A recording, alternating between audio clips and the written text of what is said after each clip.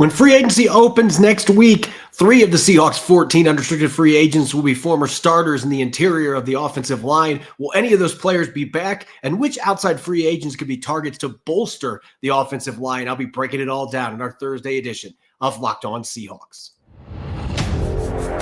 You are Locked On Seahawks, your daily Seattle Seahawks podcast. Part of the Locked On Podcast Network, your team every day.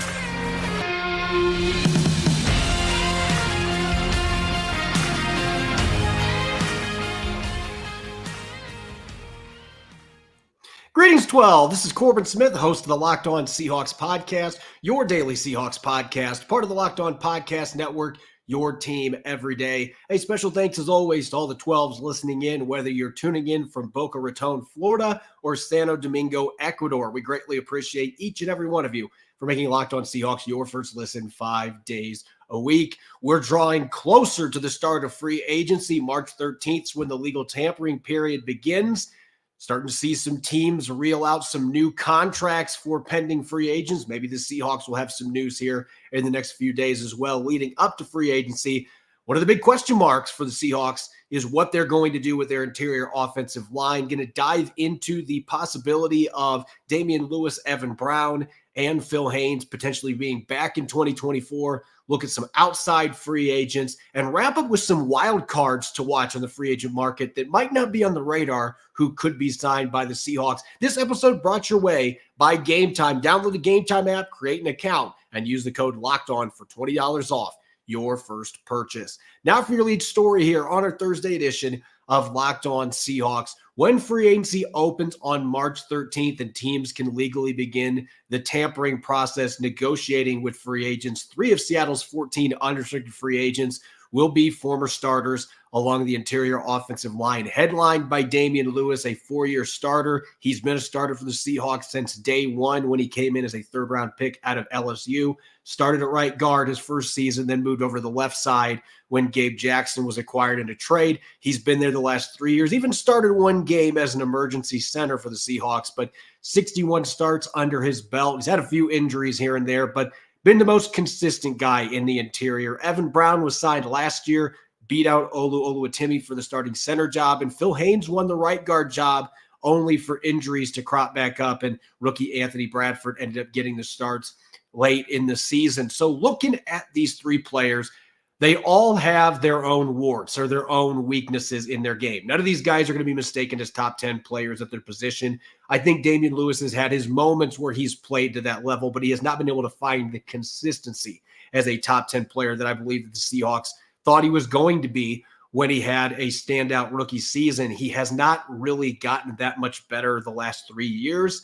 It seems like he's kind of flatlined with his potential. So that creates some issues about what his price tag is going to be. Now, the Rams just re-signed their guard, Kevin Dotson, somebody that I was going to talk about on this show. He signed to a 3-year, $48 million contract. I don't think Damien Lewis is going to be fetching that kind of money. At the same time, now that one of the big names is already off the board before free agency starts, teams that are looking for guards are going to be willing to pay a little bit more. So that may complicate efforts if the Seahawks want to bring him back. You look at the 2 guards set to hit free agency in Lewis and Haynes. Neither one of these guys were top 10 or even top 20 players among the guards in the NFL this year, at least according to Pro Football Focus grades. Lewis finished 45th in run blocking, 32nd in pass blocking grade. Phil Haynes was 61st in run grade and 41st in pass blocking grade. Lewis gave up 29 pressures and 3 sacks. Phil Haynes only played in 8 games and gave up 5 sacks. So his pass protection really took a step back. As far as pass blocking efficiency goes, this is one of the big stats for me.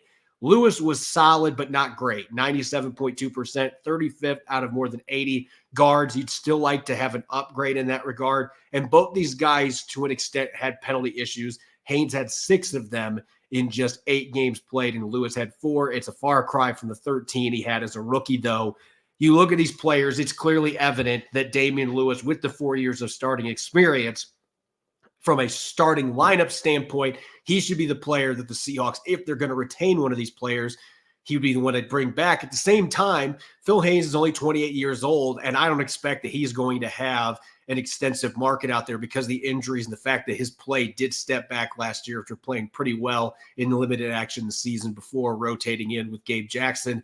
He's still a young enough player that maybe the Seahawks towards the second or third stage of free agency, if he's still available, maybe they could bring it back on a one-year deal that's a veteran minimum, and you'd have a guy that has played in the NFL at both guard positions, and there have been flashes where he's looked like a starter caliber player when he's been healthy. So I wouldn't rule out the possibility of either one of those players being back for different reasons. But now that Dotson's off the market, Damien Lewis may be more of a commodity, and the Seahawks, they have not been a franchise that like to spend big bucks on offensive linemen. So we'll see if that changes with the new coaching staff coming in play, if Lewis is a player that they view worth that kind of money. As for the center position, this is actually the player that right now I think there might be the best chance he returns to the Seahawks, and that is Evan Brown. And the reason that I believe that, he was nothing spectacular last year. He was in the middle of the pack among starting centers when it comes to pressures and sacks allowed. His 97.4% pass block efficiency rate was 18th out of 31 qualified centers. That was better than Austin Blythe the year before.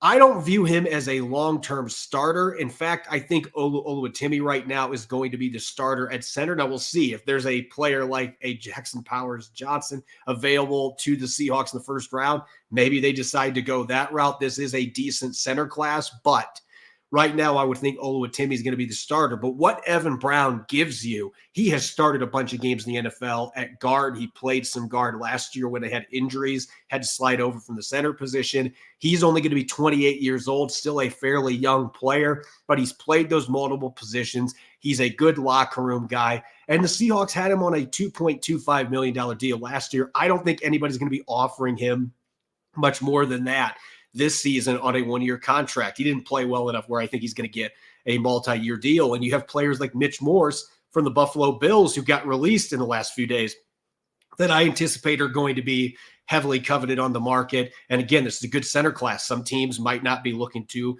get their center in free agency. They'll be looking towards the draft to do that. So I actually think with Brown's versatility, this could be a guy, depending what you do at the guard spots, if you bring in any other centers during the next few months, he's a player that can compete for a starting job at center or guard, and he's going to give you a really nice swing player. I think ultimately that's what the Seahawks would want him to be, a guy that has a lot of starting experience that you can plug in if needed at a number of different positions. That versatility is invaluable for a guy who I believe at this point looks like he is one of those, maybe like a Gardner Minshew at quarterback. He is a center in that regard, and the fact that he can start some games and play at a decent level, but not a long-term guy at this point. I think the Seahawks could bring him back potentially.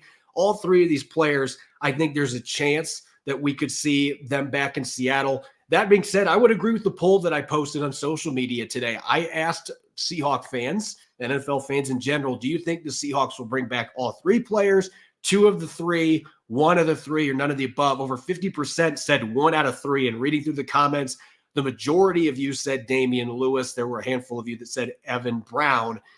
Phil Haynes, I think there was only a couple. So right now it looks like Lewis and Evan Brown are the two players that Seahawk fans, if there's going to be players back on the roster from this interior offensive line, it's those two. Lewis would be coming back, obviously, as a starter. He's played at both guard spots. I would think they'd keep him at left guard, but it would depend what they do at the other position. If they sign another free agent who's at his best at left guard, Damien Lewis can slide back over to the right side, where I think he played his best football as a rookie. So there's some moving parts here. The fact that you got a couple guys in Brown and Haynes who I don't think are going to be getting starting offers elsewhere. They're not going to be getting big money. Those guys could be possibilities later in free agency to bring back, particularly Brown with his ability to play center and guard. He started a lot more games than Phil Haynes has in the league because he's been a much healthier player. But it's possible that any of these three could be back. At the same time, this is a new regime. The Seahawks have $41 million in salary cap space available to them. They've historically been near the bottom of the league under John Schneider in spending, but maybe that changes. Going to be looking at 4 free agent guards who could be in the mix for the Seahawks to sign when free agency opens next week. We'll get to that up next here on our Thursday edition of Locked On Seahawks. This episode is brought your way by eBay Motors. Passion, drive, and patience, those are the traits that bring home the winning trophy, and it also keeps your ride or die alive. eBay Motors has everything you need to maintain your vehicle and level it up to peak performance, whether that's superchargers, roof racks, exhaust kits, LED headlights, and more. Whether you're into speed, power, or style, eBay Motors has got everyone covered.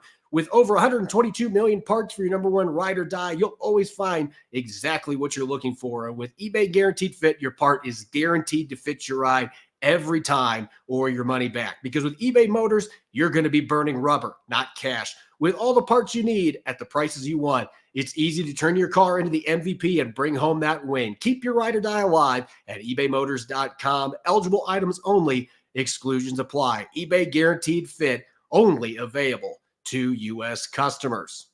This episode is also brought your way by Game Time. You shouldn't have to worry or start ripping your hair out and look like me when you're buying tickets to your next big event. Game Time is the fast and easy way to buy the tickets for your sports, music, comedy, and theater. They've got killer last-minute deals, all-in prices, views from your seat, and their best price guarantee. And that makes Game Time take the guesswork out of buying tickets. If you want to see the Seattle Kraken at Climate Pledge Arena as they close out the season, thanks to Game Time's awesome flash deals feature and their detailed stadium map, you can get awesome seats to watch the Kraken at home for under $100, and it's super easy. Forget planning months in advance. Game Time has deals on tickets right up to the day of the event, and the Game Time guarantee means you'll always get the very best price. If you find tickets in the same section and row for less, Game Time will credit you 110% of the difference. Take the guesswork out of buying tickets with Game Time. Download the Game Time app, create an account, and use the code LOCKEDON for $20 off your first purchase. Again, create an account, redeem the code LOCKEDON for $20 off. Download Game Time today. Last minute tickets, lowest price, guaranteed. You're listening to the Thursday edition of Locked On Seahawks. This is your host, Corbin Smith. A special thanks to each and every one of the 12s tuning in on this Thursday afternoon. And thanks for making Locked On Seahawks your first listen 5 days a week. We greatly appreciate it. I just, in this last segment, broke down the Seahawks situation with their interior offensive line going into free agency. It is one of the position groups, along with linebacker on the other side, where basically everybody with starting experience beyond Anthony Bradford at guard, everybody that started last year is heading towards free agency in those two positional groups. Starting center Evan Brown's a free agent, starting guard Damien Lewis, starting guard Phil Haynes. Both those players are free agents. And I looked at the possibility of any of those three players being back. And I think that it's possible that any of those three, I don't think all three are coming back. Seattle's got too many other things they need to address in free agency, and they need to offensive. Damien Lewis could be back, or Brown or Phil Haynes could return as a reserve. I would like to see the Seahawks, and maybe this will change with a new regime. They haven't been overly aggressive spending big bucks on the offensive line, but even with Kevin Dotson not hitting free agency, the Rams signing him to a 3-year extension today, that was a bit of a disappointment for me. He was my number one guard in this class, and I would have been willing as a general manager to spend what the Rams did, $16 million per year, to lock him up. There are still some really intriguing guards in this free agent market, and I'm wondering with a new coaching staff, particularly in the offensive side of the football, Mike Macdonald coming from Baltimore and previously at Michigan, he is ingrained with that physical downhill run game football. So I have a feeling the offensive line may be prioritized a bit different with this new coaching staff. And that could be a good thing when you look at this free agent class. I want to start with somebody that's a familiar name, and that's going to be a theme in this episode. But Kevin Zeitler, he's going to be going into his 13th year in the NFL. So he's got a lot of tread on his tires, but he's only 33 going on 34. Offensive linemen can play at a high level into their mid to late 30s. We saw that with Dwayne Brown earlier in Seattle. He's still kicking around. Last couple of years with the Jets has obviously declined, but we see offensive linemen play at a high level deep into their careers a lot of the time. And Kevin Zeitler had his first Pro Bowl last year, 21 pressures, 3 sacks allowed, a 98% pass blocking efficiency. Really, though, where he gets after it in the run game. The Ravens had the number one rushing offense in the NFL, and he was a big part of that. Zeitler played the last few years in Baltimore, and Macdonald's been there. He's seen this guy do work on the offensive line. He brings that physicality. He is pretty durable. He's only missed a handful of games in his career. This is a guy that has consistently been on the field. He is a leader on the offensive line with all the youth Seattle has there. Assuming that Anthony Bradford may have a chance to start this season, potentially. Charles Cross and Abraham Lucas have played 2 seasons. Lucas is really less than 1.5. This is a young line. Bringing in a veteran like this in Kevin Zeitler, who has consistently been one of the best graded blockers by Pro Football Focus. He is a much better player than the resume shows with just 1 Pro Bowl, no All-Pros. He has had some really good seasons in the NFL. This is a proven veteran that I think would make a lot of sense for the Seahawks. And I don't think he'd be overly expensive on a 1-year deal because there are some other guards in this class that are younger, that have a lot more football left in him. I think at this stage of his career, he's going to be doing 1, maybe 2-year deals that aren't going to be breaking the bank. So I think he'd be a really good veteran leader to bring in for this young football team, particularly up front. Second player that I'm really intrigued by, Michael Onwenu from the University of Michigan. Onwenu played for the Patriots the last 4 years. And what makes him intriguing is he has started games at left guard, right guard, and last season he was at right tackle for most of the year. That really explains the pass blocking efficiency going down. He gave up a career-high 23 pressures and 3 sacks last year. His efficiency rating was still middle of the pack for right tackles, 97.3%, but he was above 98% each of his first 3 seasons when he was mostly playing the guard spots. I think he's at his best at 350 pounds. This is a massive human being that has pretty light feet for his size. I think he's at his best when he's playing inside and he doesn't have to worry about trying to deal with edge rushers flying upfield. So I think as a guard, you're talking about a player that's 27 years old. He is a young player still, a lot of football ahead of him. I think he's going to command a good chunk of change. But again, Seattle at some point's got to invest in the trenches and not just drafting guys. You got to invest money in that positional group because that's where football games are won. So I think Onwenu would be a really fun guy to bring in. And obviously his Michigan background, Macdonald was not there. Onwenu was already in the NFL, but he is going to have a lot of interest in Michigan players who played for Jim Harbaugh, who Macdonald coached under for a year. So I think Onwenu is a player to keep a very close eye on. If the Seahawks are willing to spend some money at the guard positions, I think he's a superior player to Damien Lewis. If you're willing to spend a little bit more money to bring him in, you can really upgrade your offensive line long-term with a foundational piece at the guard spot. 2 other players that jump out. I want to go to maybe a player that is one of my favorites on this list. I loved him coming out of Louisiana, going into the draft. Robert Hunt. Some of you may remember, I actually think this was a Thursday night game where he got flipped and somehow landed in the end zone after a catch. I mean, he's an athletic guy that you can use in the goal line situations as an eligible blocker or eligible receiver, and you can throw the football to him. He's really athletic for 330 plus pounds, and he missed some games last year. He only started 11 games, had some injuries. He's been pretty healthy the rest of his career, but you look at the numbers. In 11 games, he gave up 5 pressures. That's it. 5 pressures, 1 sack, and he ranked first among all guards with a 99% pass blocking efficiency. And maybe what's most exciting to me, I think in his entire career, his best attribute has been his nastiness and his physicality in the run game, mauling people. So if you're looking to add physicality and that ornery mindset to your offensive line, Robert Hunt, he's a guy that's 27 years old as well, has a lot of football left in him, is really just starting to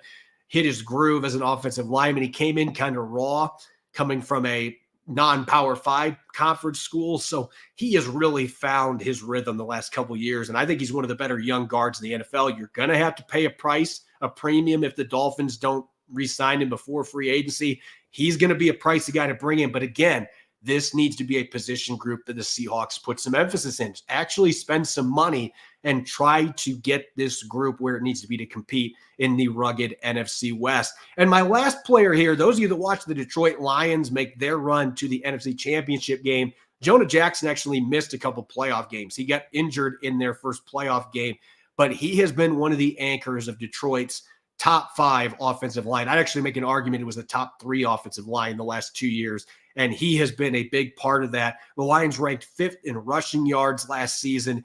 Jackson has that brutality, that nastiness, that edge that you are looking for at 320 pounds, can knock people off the ball. He's got enough quickness to be able to handle the zone blocking scheme as well. His pass blocking, it is what it is. He has been an average pass blocker. I think that's the difference compared to some of the other players that have gone through here. His pass protection has been consistent in the sense that he gives up 25 plus pressures every year.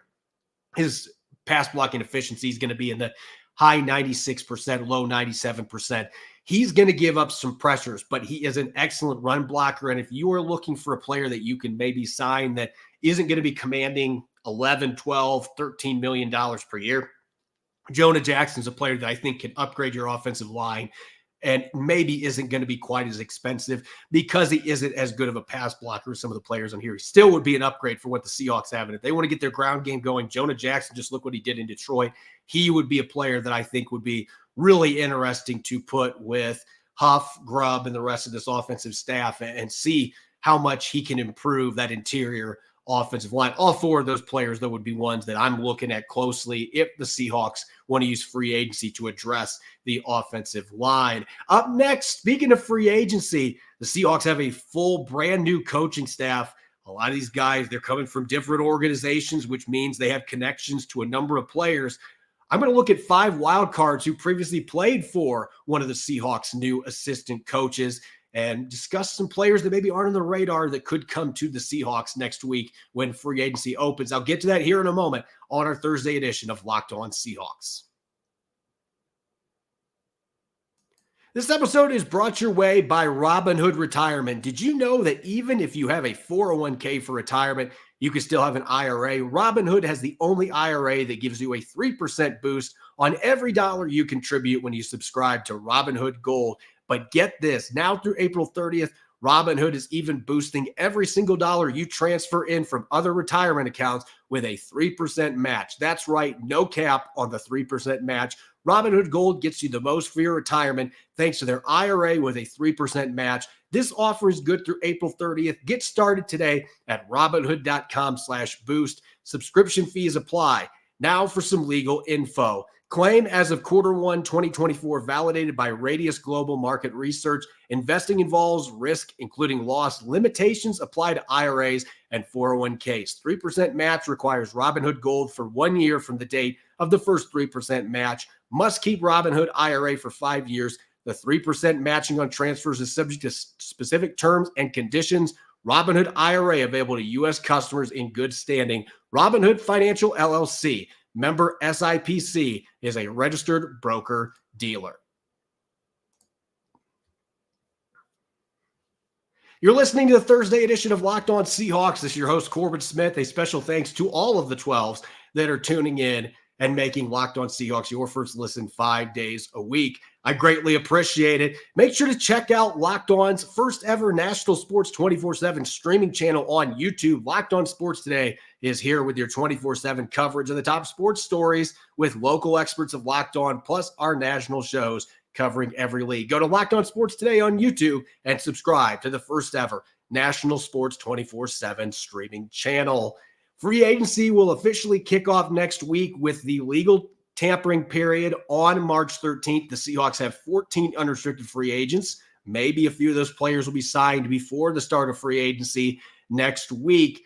A bunch of other teams, though, every other team in the league has their own unrestricted free agents that are going to be hitting the market. And as is the case, anytime you have a brand new coaching staff like the Seahawks do, they have coaches that have come in from all over the league, coaches that have come from colleges, from a high school background even. And all these coaches have different players that they have previous connections with. And that always creates a little bit of an intrigue when you're looking at free agents on other teams that could potentially join the Seahawks in this case. And I've talked about Patrick Queen, and we've also looked at Geno Stone, some of the players, Jadeveon Clowney for the Baltimore Ravens that played for Mike Macdonald. We've looked at Michael Penix and all the stud Washington players that are going into the draft that the Seahawks could potentially pick in April. We've looked at a number of players that have connections to those coaches, but the rest of the staff has those connections as well. And with that in mind, I want to look at 5 under-the-radar wild cards that maybe aren't getting attention as potential free agent options for the Seahawks, but they have connections to a member of Seattle's coaching staff. and they all could be affordable. That's the big key here. We're looking at role players in this group for the most part. There is going to be one name that I think could still be a star player in this league with a change of scenery. But the first one that I want to look at here on the offensive side of the football, that is center Aaron Brewer. And this is under the assumption that Evan Brown is not re-signed. And the reason Aaron Brewer might jump out, if the Seahawks are not completely sold on Olu Oluwatimi being the starter, or they want to have another veteran that can come in to compete against him, Aaron Brewer was the center for the Titans, and Charles London was the quarterback coach for the Titans the last 2 years. So there's that past relationship working with his quarterbacks in Tennessee. Brewer's still only 26 going on 27. He didn't have a great season last year as a pass protector, gave up 6 sacks, 96.5% pass blocking efficiency, but he was a top 5 center in run blocking, getting holes open for Derrick Henry and company there. And so for being a smaller center, he has some ability to create push off line of scrimmage. He's athletic in zone blocking. I think in a different scheme that he can be more efficient with his pass protection as well. Still a young player with room to grow. So if Seattle wants to bring in an outside center away from retaining Evan Brown to compete against Oluwatimi, or if they're not convinced Oluwatimi is the guy moving forward, Aaron Brewer has started a lot of games now in the NFL. He's played guard as well, so there's positional flexibility there. He's got that link to Charles London. That would be a name on the offensive line to keep an eye on. At tight end, CJ Uzomah, who previously played for the Cincinnati Bengals. At one point, this guy was a Pro Bowl caliber tight end. He's 31 going on 32. Last year, his numbers, not great. 8 catches, 58 yards, 1 touchdown. But remember who was throwing to him. He was dealing with the Zach Wilson experience. He didn't have Aaron Rodgers throwing to him. I think those numbers look substantially different if Aaron Rodgers is healthy for the Jets last season. This guy's had a few injuries in his career. At this point, he's not going to be fetching big money, but the Seahawks' new tight end coach, Mac Brown, he's coming from the New York Jets. So he has that pre-built relationship with Uzomah, who has been a top 10, top 15 caliber tight end for a large chunk of his career. I think at this point, he's probably not in that group anymore, but I think he has more to offer than the receiving numbers from last year suggest. And he also was a top 11 ranked run blocker. This guy gets after it in the run game. So I think if you're looking for a free agent veteran bargain and a guy that has some experience with a few of Seattle's coaches, Uzomah would be a player that I would keep a very close eye on. They could pair him with maybe Colby Parkinson or Noah Fant, or if they're bringing in a rookie or two, you're going to have a veteran that's been around the block for a long time. This guy's been a really solid tight end in the NFL for more than a decade, so he could make some sense. As for the defensive side of the football, I'm going to start at the linebacker position, and everybody's looking at Patrick Queen in Baltimore, but he's not the only free agent at linebacker for the Ravens. Malik Harrison has not had his yet at this point. Corbin Smith and Patrick Queen. We're talking a 250-plus pound linebacker. He's built like an old-school linebacker, but he's played special teams. When he's had his opportunities to contribute, he had 20 tackles, 2 quarterback hits, and 3 pressures last year. He's only 25 years old. This feels like one of those players who's just had really good players in front of him as roadblocks that has maybe starter caliber ability. If you re-sign Jordan Brooks, maybe Malik Harrison, you pair with Jordan Brooks, as he's a guy that I don't think is going to be overly expensive since he hasn't been a starter in the league, and there's some really solid linebackers out there in the market. He's familiar with Mike Macdonald, so if they don't want to spend huge bucks to sign Patrick Queen, then they could certainly look at Malik Harrison to go with Jordan Brooks and maybe even Bobby Wagner. Who knows what direction they're going to go at that position. They could draft somebody. I fully expect they're going to draft a linebacker. But this kid is only 25. He's waiting for that opportunity to start that he hasn't gotten in Baltimore. He knows Mike Macdonald. That is a player who I think could be an intriguing addition for the Seahawks in the middle of their defense. I want to stay at linebacker with a player of far different pedigree, and he was a first-round selection for the Chargers out of Oklahoma. That's Kenneth Murray. His career to this point has largely been a disappointment. In raw statistic terms, he's produced a lot of tackles, but he's also missed a lot of tackles. He gave up 4 touchdowns in coverage last year. He's been very hit and miss as a blitzer. His overall stat line last year looks respectable, though. 107 tackles, 3 sacks, and an interception. There have been flashes. He just hasn't been able to put everything together, but he's only 25 years old.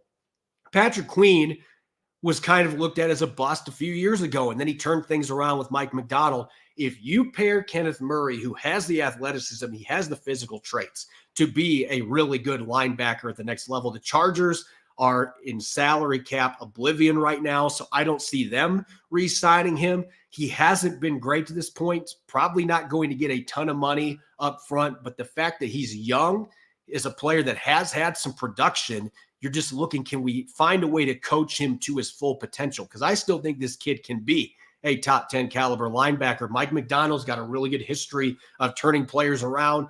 Murray would be somebody that I would take a close look at, and he's got some connections with the Seahawks coaching staff as well. Last name that I want to look at real quick on the defensive line, Adam Durde is now the defensive coordinator. He was previously Dallas's defensive line coach. I mentioned Jonathan Hankins on our show earlier this week. I still think that is the most natural fit for the Seahawks to replace Brian Monet on the nose tackle position. He had a really good year playing for Durde in Dallas last year. He is a immovable object at times. I want to look at a totally different style player, Neville Gallimore, who was formerly a day 2 selection out of Oklahoma, another former Sooner that hasn't necessarily panned out as planned to this point. He's never had more than 1.5 sacks in a season. Last year, he got stuck behind a number of players on that really talented defensive line. He still had 12 pressures, though. He had 2 tackles for loss. He had a decent pass rushing grade. He just didn't have very many opportunities because that defensive line was stacked. He's only 27 years old. As a rotational player, because of his experience playing for Adam Durde the last few years in Dallas, he's going to know what expectations are there. And this may be a better opportunity for him to be able to get into the rotation and really contribute in Seattle because of his youth. The fact that I don't think he's going to be expensive, the numbers are not there for him to be a guy that's going to be coveted in free agency. You can get him on a cheap 1-year deal. And if he really pops for you, you can re-sign him next season. But another player that brings that familiarity aspect and also has upside that I could see making a lot of sense for the Seahawks to add to that defensive line when free agency opens next week. As always, you can follow me on X and Threads at Corbin Smith NFL. Make sure to subscribe to Locked On Seahawks on YouTube or wherever you listen to your podcast to make sure you don't miss a single episode. Coming up tomorrow on Blue Friday, Nick Lee and I will be dishing out our free agency predictions heading into the start of the new league year. Going to be a really fun episode. Make sure you're listening in. Thanks for tuning in to today's episode. Go Hawks.